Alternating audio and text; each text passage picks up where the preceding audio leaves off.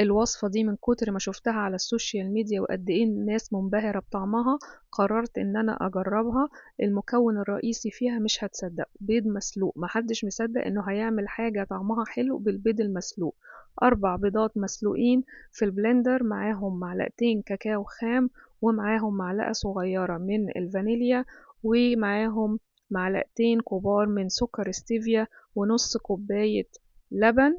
هنحطهم في البلندر ونضربهم لحد ما البيض يختفي خالص. هيعملوا معانا مقدار كاستين صغيرين من البودنج.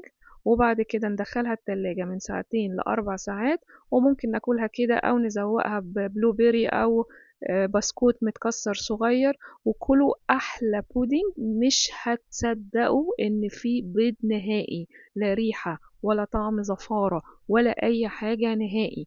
ينفع تعملوه للأطفال اللي ما بتاكلش البيض، أو حتى الناس الكبيرة اللي ما بتاكلش البيض هتعتمد الوصفة دي. بروتين عالي جدا، طعمه حلو جدا، وكمان صحي بجد. يستاهل ان الوصفة دي تنتشر الانتشار الفظيع ده على السوشيال ميديا. حاجة فعلا مبهرة ومفاجأة لكل اللي جربها. جربوها هتنبهروا.